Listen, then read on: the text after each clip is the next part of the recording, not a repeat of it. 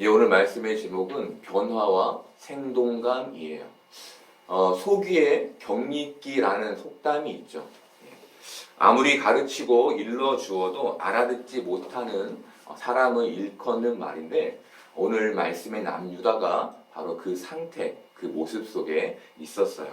사실 남유다는 바벨론의 포로로 끌려가기 전부터 우상을 숭배했었고, 하나님은 그때부터 누누이 우상을 숭배하지 말 것을 말씀하셨어요. 그런데 그럼에도 이들은 하나님의 말씀을 듣지 않았고 결국 하나님이 보내신 바벨론에 의해 바벨론의 포로로 잡혀가게 된 거예요.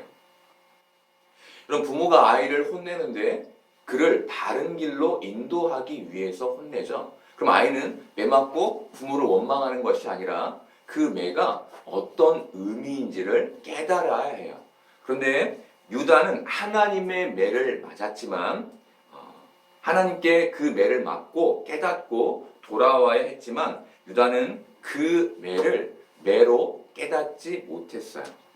그들은 바벨론의 포로가 됐음에도 여전히 예전 모습, 그 우상을 숭배하는 모습 그대로였어요. 그렇다면 유다가 하나님의 매를 매로 알아듣지 못한 이유는 뭘까요? 왜 이들은 수도 없는 하나님의 말씀에 그 모습을 버리지 못한 걸까요? 그 중요한 실마리는 현실에 있었어요. 남유다가 이스라엘에서 우상을 숭배했던 것처럼 바벨론에서도 우상을 숭배한 것에는 현실의 문제가 놓여 있었어요. 여러분, 현실의 문제는 먹고 사는 문제이죠. 그렇죠? 예, 우리가 뭘 어떻게 표현해도 먹고 사는 문제가 현실의 문제예요. 저는 어렸을 때 왜 사람들이 그렇게 먹고 살려고 했을까라는 생각을 굉장히 오래 했었어요. 왜냐하면 제 머릿속에는 그냥 죽는 게 더 편할 텐데 라는 생각이 있었기 때문이었어요. 죽는 게 편한데 왜 저렇게 살려고 몸부림칠까라는 생각이 계속해서 드는 것이죠. 여러분, 대다수의 사람들은 정말 어려운 환경 속에서도 살려고 애써요. 왜 인간은 그토록 살려고 애쓰는 걸까요? 자연을 보면 자연의 동물과 식물은 살려고 애써요. 그들은 누가 시키지 않았는데도 먹이 사슬 가운데서 먹고 그렇게 살아요. 이런 생명의 본능을 하나님께서 동물과 식물에 주셨기 때문이에요. 그런데 동일하게 하나님께서 인간에게도 똑같은 이 생명의 본능을 넣어 주셨죠. 모든 동식물이 세상에서 생명을 유지하기 위해 먹고 마시듯 우리 역시 먹고 사는 문제, 이 현실의 문제에 갇히게 된 거예요. 이 인간 안에 내재되어 있는 생명의 본능으로 인해 인간은 죽지 않는 한 현실의 문제 속에서 벗어날 수 없게 된 것이죠. 그래서 우리는 이 현실에서 자유로울 수 없는 거예요. 늘 이 문제 속에서 허덕이게 되는 것이죠. 그런데 이 현실에서 우리를 자유롭게 해주는 단 하나가 있죠. 그게 뭡니까? 돈이죠, 돈. 여러분, 우리는 돈의 결핍이 가져다주는 그 현실이 어떤지 경험을 통해 잘 알아요. 그 초라함이 무엇이고 그 허덕임이 무엇이며 그 두려움이 무엇인지를 우리는 경험으로 잘 알아요. 돈은 인간이 거부할 수 없는 생명력, 바로 이 생명력을 이어갈 수 있는 단 하나의 수단인 거예요. 우리가 가지고 있는 이 세상에서 가지고 있는 단 하나의 수단인 거예요. 그래서 돈에 집착하게 되는 것이고, 그래서 돈이 세상에서 능력이 된 거예요.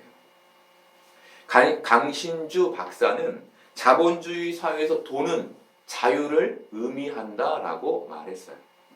우리 주위를 보아도 정말 많은 사람들이 돈의 노예가 되어 있고 이렇게 돈의 노예가 된 사람들이 돈으로 자유를 추구하는 삶을 사는 그런 아이러니 속에 있어요. 돈의 노예가 되어 있는데 그 돈을 추구하며 자유를 갈망하는 것이죠. 우리가 주목해야 할 것은 이 사회 현상이 점점 심각해지고 있다는 거예요. 점점 그 모습들이 우리 삶에서 짙어지고 있다는 거예요. 그 불안함이 우리 안에 폭넓어지고 있다는 거예요. 그런데 이와 똑같은 모습이 유다의 시대에도 있었던 거예요. 여러분, 돈에 집착한 유다는 하나님의 말씀을 듣지 않았어요. 이들이 하나님의 말씀을 듣지 않았던 것은 굳이 마음을 기울여 들을 필요가 없었기 때문이었어요. 왜냐하면 돈이 하나님에게서 나온다고 이들이 믿지 않았기 때문이에요. 하나님은 내가 이 세상을 주관하고 창조하였다라고 말씀하셨지만 이들은 자신의 현실의 문제를 해결해 줄 돈이 하나님에게서 나온다고 믿지 않았어요. 우리식으로 말하면 하나님이 돈줄이 아니었던 거예요. 그래서 이들은 자신들에게 돈줄이 되어줄 돈이 나온다고 믿었던 우상을 섬긴 거예요. 여러분, 우리가 이 내용을 현실을 바탕으로 생각해 보면 유다가 겉으로는 하나님을 믿었지만 속으로는 우상을 믿었듯 겉으로는 교회를 다니며 예배를 드리지만 속으로는 돈을 추구하고 돈을 믿는 신자들이 있다는 거예요. 그래서 예수님이 하나님과 재물을 겸하여 섬길 수 없다라고 말씀하시는 것이죠. 여러분, 이 당시는 농경사회였고 농경사회의 주된 신은 풍요의 신인 바알이었어요. 이 당시 사람들은 풍요를 기원하며 바알 신 앞에서 성행위를 했는데 사람들이 이렇게 한 이유는 바알을 흥분시켜서 더 많은 풍요를 얻어내기 위함이었어요. 그래서 바알 신전에는 매일매일 풍요를 기원하는 매춘이 있었는데 이것은 인간의 추악한 내면과 종교의 만남을 보여줘요. TV에서 신천지의 실태를 조사한 프로그램을 보게 됐어요. 전체 내용 중 3분의 1 정도가 이혼에 관한 내용이었어요. 한 아파트에 3분의 1이 신천지였는데 모든 가정이 깨져버린 거예요. 다 신천지에 빠져있는 사람들이 이혼을 하는 거였어요. 모두 이 이혼 과정 중에 있다는 내용들이 TV에 나왔는데 그러면서 신천지 교주가 설교하는 내용을 TV에서 보여줬어요. 그가 이렇게 말해요. 하나는 악인이고 하나는 선인이면 둘 다 천국 갈 수 있겠습니까? 못 가죠. 그럼 어떻게 해야겠습니까? 갈라서야죠. 정통 교단이 이혼을 신중하게 다루는 것과 반대로 여기는 이혼을 조장하고 있는 거예요. 여러분, 이것은 종교가 악을 선으로 규정할 때 어떤 결과가 생겨나는지를 보여줘요. 그런데 이와 똑같이 이 당시 사람들도 풍요를 위한 매춘을 합법화하고 있었던 거예요. 그리고 이렇게 매춘을 일삼으며 바울이 감동한다고 믿었던 거예요. 여러분, 지금도 교주와 잠자리를 해야 구원을 받는다는 이단이 있죠. 여러분, 그런데 그 말에 속아서 그런 삶을 사는 사람들이 있어요.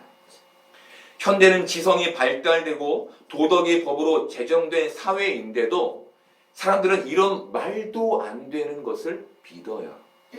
여러분, 왜 이것이 믿길까요? 왜 이런 비이성적인 누구나 다 아는 상식적인 것들을 어기며 믿음을 이어가는 걸까요? 그 근간에 돈, 다른 말로 생명이 있기 때문이에요.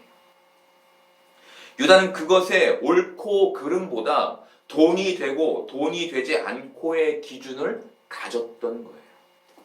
여러분, 현대의 많은 사람들도 돈 앞에서 옳고 그름을 잃어버리죠. 그렇죠. 1400년 전에도 지금 우리와 똑같은 현실이 있었는데 1400년이 지난 지금도 그 모습에서 단 한 발자국도 벗어나 있지 못한 게 인간인 거예요. 여러분, 돈이 생명이라고 생각하는 사람들에게 일하시지 않는 것 같은 하나님, 돈을 주지 못하는 하나님의 말씀이 들렸을까요? 안 들렸겠죠. 바로 이와 같은 상황이 한국 교회 안에서도 똑같이 일어나고 있는 거예요. 여러분, 저는 많은 교인들이 하나님의 말씀 앞에서도 불구하고 그 말씀에 민감하지 못한 걸 봤어요. 누가 봐도 상식적으로 A를 선택해야 하는데 B를 선택하는 것을 봤어요. 그리고 그렇게 하나님께 민감하지 못한 사람들의 반응과 선택의 근간에 그 이익이 놓여 있는 것을 봤어요. 여러분, 그 마음의 중심에 뭐가 있는 겁니까? 돈이 있는 것이죠. 하나님의 말씀에 대한 불신이 있는 거예요. 오직 돈만 있고 돈을 주지 못하는 하나님의 말씀은 불신하는 거예요. 여러분, 이들이 처음부터 그랬을까요? 이들이 처음에 신앙을 시작할 때부터 그런 모습이었을까요? 아니었겠죠. 믿음으로, 말씀으로 따르는 삶을 살았을 거예요. 그런데 어느 순간 믿음만 가지고는, 말씀만 가지고는 돈을 벌 수 없다는 현실을 경험하며 서서히 하나님의 말씀에 대한 불신으로 자리 잡기 시작한 것이죠. 여러분, 이것이 인간이 우리가 가진 실존이에요. 실존. 내가 아무리 믿음이 좋은 것 같아도 돈 앞에서는 그 믿음을 버릴 수밖에 없는, 버리게 되는 존재. 그게 우리의 실존인 거예요. 인간은 나무 조각에 불과한, 철 조각과 돌 조각에 불과한 이렇게 아무것도 아닌 것이라도 나에게 돈을 준다고 하면 그것에 엎드려 절하는 연약한 존재인 거예요. 이렇게 우리는 남유다의 백성들과 조금도 다르지 않은, 이 현실에서 단 한 발자국도 그들보다 앞서 있지 않은 모습인 거예요. 저는 사역했던 청년들에게 기도는 간구의 용도를 넘어서 하나님과의 교제로 나아가는 것이 그 목적이어야 한다라고 가르쳤어요. 그런데 하나님과의 교제의 목적이라는 이 목적이 청년들에게 기도의 동기부여가 되지 못하는 것을 보게 됐어요. 여러분, 사실 우리는 우리의 기도가 간구의 용도를 넘어 하나님과의 교제로 나아가야 한다는 것을 다 알아요. 전부 그것을 알고 있어요. 그런데 우리는 간구의 기도를 뛰어넘지 못해요. 이것은 우리가 간구의 자리를 벗어나지 못하는 연약한 존재인 것을 보여줘요. 지난주에 노예가 있었는데 예배 시간에 목사님께서 설교를 하셨는데 그 요지가 기도의 회복이었어요. 기도의 회복. 그런데 이 설교에서 제 마음을 두드린 것이 있었어요. 기도는 나를 해체시키는 강력한 도구이며 그렇게 해체될 때 우리가 하나님의 영광을 경험하게 된다는 것이었어요. 그리고 목사님은 자신의 교회 교인들에게 세례를 줄 때 반드시 물어보는 게 있는데 그것은 기도하며 하나님 앞에서 울어본 적이 있습니까? 라는 것이라고 말씀하셨어요. 기도하며 하나님 앞에서 울어본 적이 있습니까? 다르게 표현하면 기도하며 하나님의 해체를 경험한 적이 있습니까? 기도하며 여러분의 탐심이 해체되고 여러분의 욕심이 해체되고 미움이 해체되는 경험을 해본 적이 있습니까? 라는 질문이었어요. 여러분, 왜 기도해야 할까요? 내가 하나님 앞에서 해체되어야 하기 때문이에요. 내 탐욕과 내 욕심과 내 미움이 해체돼야 하나님의 말씀을 들을 수 있기 때문이에요. 내 마음이 가지고 있던 그 굳은 생각들이 하나님에 의해 해체되어야 그 말씀이 내 안에 들려지게 되기 때문이에요. 여러분, 저는 가끔 하늘을 보며 모든 인간과 피조물이 하늘 아래 있구나라는 생각을 해요. 여러분, 우리가 본 하늘과 똑같은 하늘 아래에서 유다의 백성들은 일하고 먹고 마시며 싸우는 우리와 똑같은 일상적인 삶을 살았을 거예요. 그런데 그 일상 속에서 이들은 하나님의 말씀을 듣지 않았어요. 여러분, 우리는 어떤가요? 우리는 일상 속에서 하나님의 말씀을 듣고 있나요? 나의 마음에 하나님의 말씀이 역동하고 있나요? 그래서 그 말씀을 살고 있나요? 여러분, 이 자리에서 말씀을 듣고 있는데 그 말씀이 여러분의 마음에 도달하기는 하나요? 입으로는 은혜 받았습니다라고 고백하는데 그 말씀이 정말 여러분의 삶을 바꾸어낼 은혜였나요? 유다가 이스라엘에 있을 때도 말씀하셨던 하나님은 유다가 바벨론에 있을 때에도 말씀을 이어가셨어요. 그들이 어디에 있든지 그들에게 하나님의 말씀이 들렸던 거예요. 그런데 그들은 듣지 않았어요. 여러분, TV만 키면, 라디오만 키면 하나님의 말씀이 나와요. 우리는 이제 핸드폰으로 걸어가면서도 하나님의 말씀을 들을 수 있는 시대를 살아요. 그런데 그렇게 하나님의 말씀이 들리는데 여러분은 그 말씀을 듣고 있나요? 여러분, 그들이 하나님의 말씀을 듣지 않았던 이유는 현실에 갇혀 있었기 때문이었어요. 그리고 그들의 마음이 하나님 앞에서 해체되지 않았기 때문이었어요. 여러분, 지금 하나님은 우리에게 말씀하고 계세요. 그리고 보고 듣고 반응하기를 바라세요. 여러분, 귀로 들어도 듣지 못하는 사람이 있어요. 그래서 예수님께서도 들을 수 있는 자는 들으라 라고 말씀하신 거예요. 여러분, 우리가 듣지 못하는 사람이 되지 않기를 바라요. 여러분, 유다의 백성들은 바벨론에서 우상을 섬겼어요. 이 삶은 어떤 면에서 현대를 살며 우상을 섬기고 있지 않은, 우리는 특별하게 우상을 섬기고 있지 않죠. 이런 우리와 직접적으로 관련이 없는 것처럼 생각돼요. 그런데 이들이 우상을 섬겼다는 말을 현대적으로 적용하면 우리는 직접 사람이 만든 나무나 돌, 철을 우상으로 섬기지 않지만 그들이 하나님의 말씀을 듣지 않고 하나님의 말씀과 무관하게 살았던 것처럼 우리가 하나님의 말씀을 듣지 않는다면 어쩌면 우리는 우상을 섬기고 있는 것인지도 몰라요. 저는 교회가 가져야 할 가장 큰 두 가지를 변화와 생동감이라고 생각해요. 모든 교인들이 늘 변화와 생동감 가운데 있기를 생각하는 거예요. 이 말을 다른 말로 바꾸면 창조와 생명력인데 저는 이 창조와 생명력, 바로 변화와 생동감은 하나님의 말씀과 성령님으로만 가능하다고 믿어요.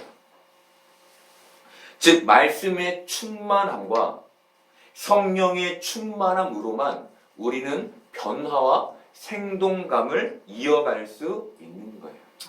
그리고 이 모습은 하나님의 말씀이 우리의 가슴에 송곳같이 들릴 때 갖게 돼요.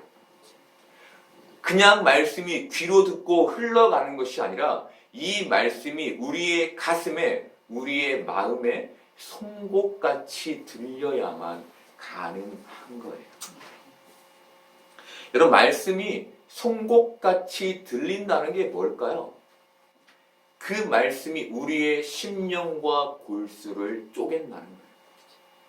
그렇게 우리의 깊숙한 곳을 찢고 갈라 하나님의 말씀이 들어올 수 있게 만드는 것을 말해요. 여러분, 지금 우리는 이 시간도 하나님의 말씀이 내 마음에 송곳같이 들어오고 있습니까?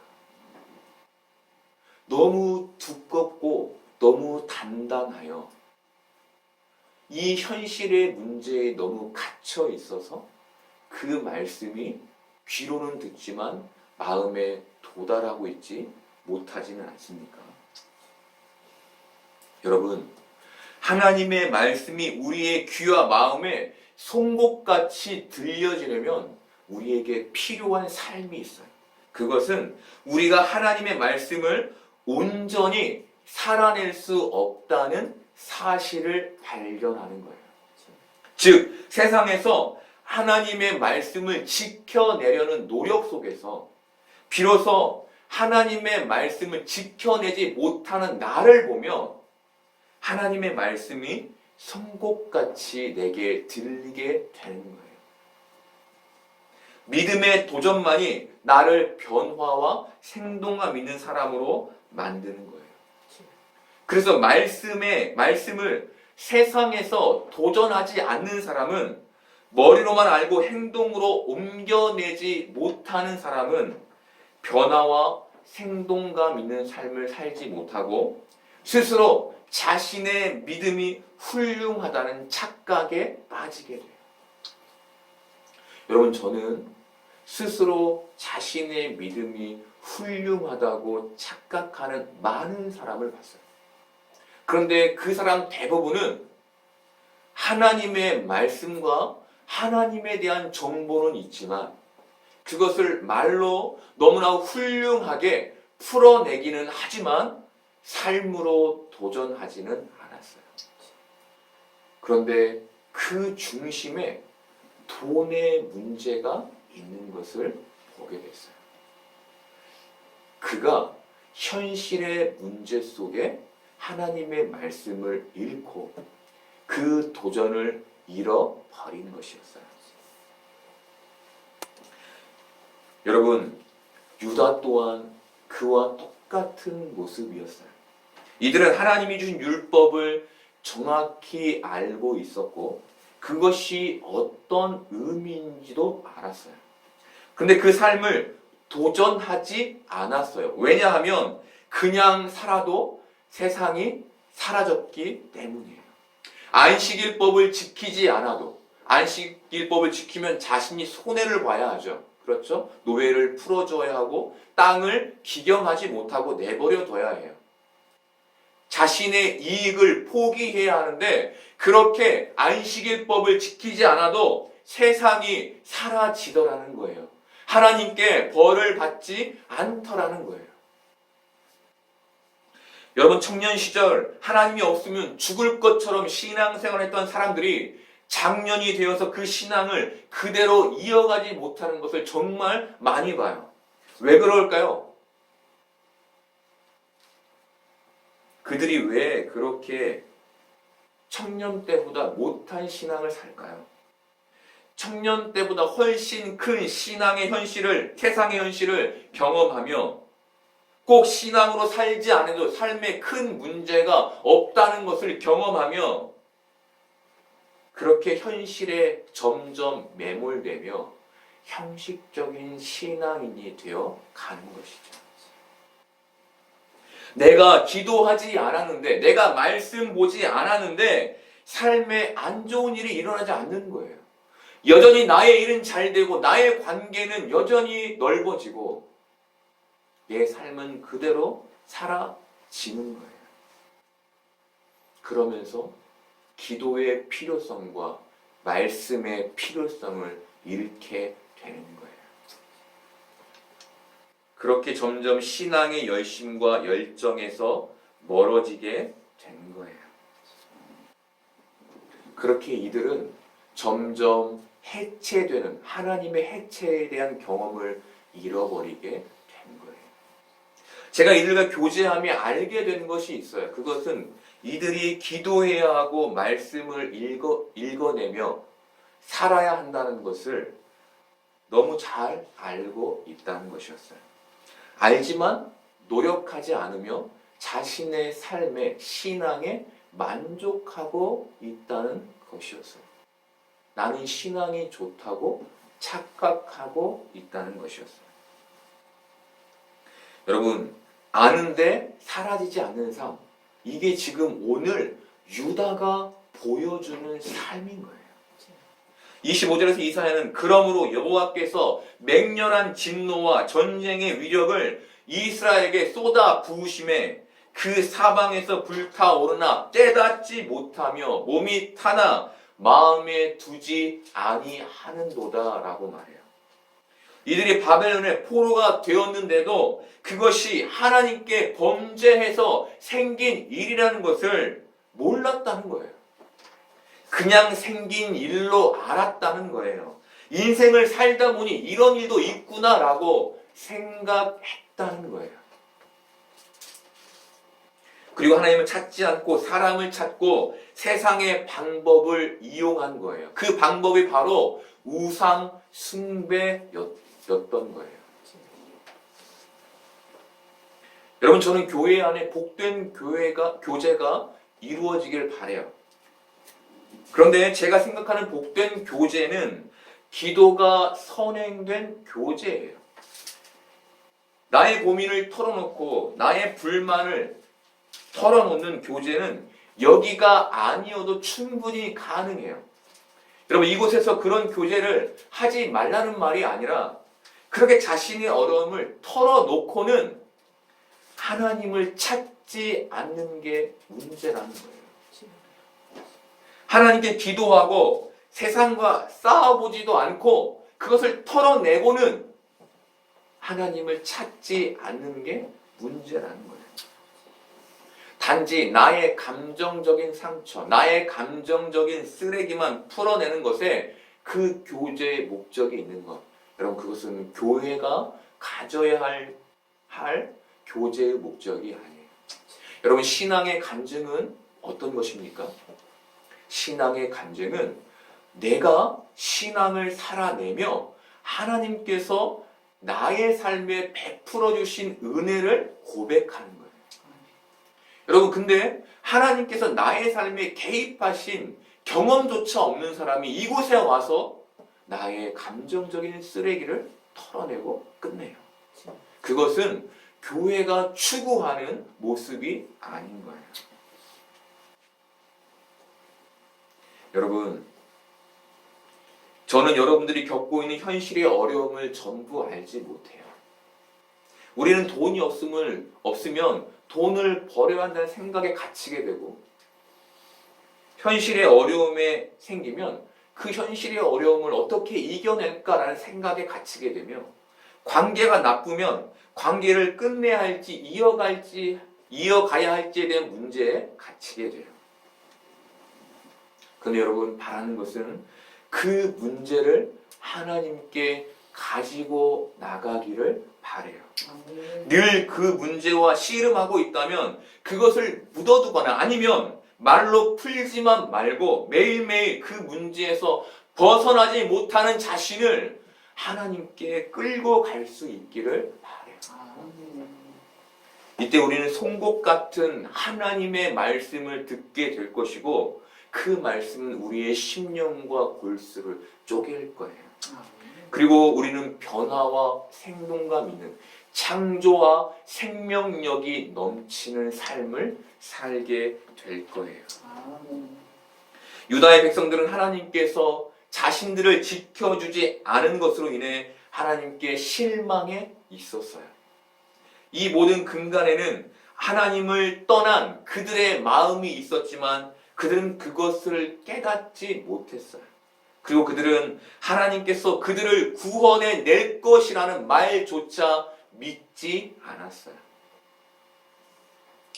그들은 하나님을 믿지 못했고 그 현실에서 믿지 못했고 그래서 자구책을 마련해야 했는데 그것이 바로 우상 숭배였어요.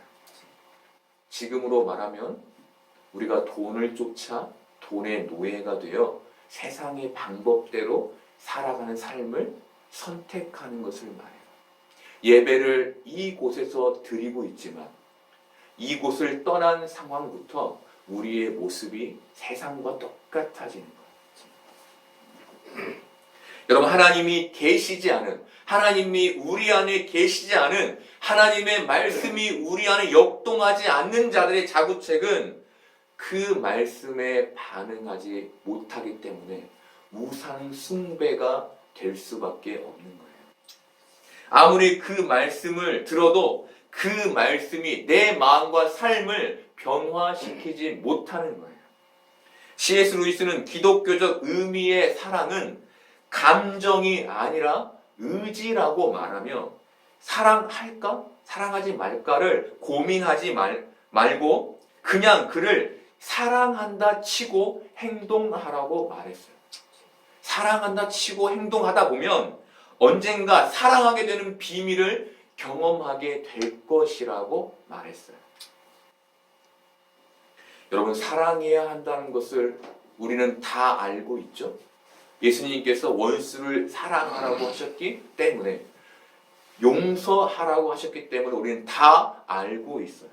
그런데 그 말씀을 살지 못한다면 그 말씀은 들었지만 듣지 않은 것과 똑같은 거예요. 우리는 우리가 누군가를 사랑할 수 없음을 사랑하면서 알게 되고 그럼에도 사랑한다 치고 행동하는 그렇게 살기를 노력하는 말씀의 사람이 되어야 하는 거예요. 지난주에 제가 허무주의에 빠졌던 적이 있다고 말씀드렸어요. 그런데 그 허무주의의 중심에는 완전한 구원과 흔들리지 않는 구원이 있었어요. 저는 하나님이 저를 구원하셨다면 굳이 기도를 열심히 할 필요가 있을까? 굳이 내가 기도해서 내 삶을 변화시켜갈 필요가 있을까? 말씀의 자리로 나아갈 필요가 있을까? 라는 생각을 하게 됐고 점점 기도와 말씀을 놓게 됐어요. 여러분, 하나님의 구원은 취소되지 않아요. 중요한 것은 이 모습이 나를 구원하신 하나님을 향한 올바른 모습이 아니라는 거예요. 하나님은 우리의 삶이 하나님의 말씀에 역동적으로 반응하기를 바라세요. 그리고 그것이 곧 믿음이라고 하세요. 여러분, 나는 구원받았어. 그걸 알고 있는 걸 믿음이라고 말하지 않고 그 말씀이 내 안에서 사라지는 거예요. 아브라함이 하나님의 말씀에 순종하며 살았던 것처럼 다윗이 그의 평생에 하나님을 의지하며 살았던 것처럼 그렇게 삶으로 살아가는 것을 믿음이라고 하세요. 여러분, 우리가 하나님의 말씀을 정보로 알지 않고 믿을 수 있기를 바라요. 무엇보다 이 현실에서 송곳 같은 하나님의 말씀을 들으며 변화와 생동감을 이어갈 수 있기를 바라고 간구의 기도를 통해 해체를 경험하며 기도의 깊은 곳으로 들어갈 수 있기를 바라요. 그리고 그곳에서 영광의 하나님을 경험할 수 있기를 바라요. 여러분, 우리가 이 교회와 세상을 늘 새롭게, 늘 생명력 있게 만들어가는 복된 사람이 될 수 있기를 소망해요.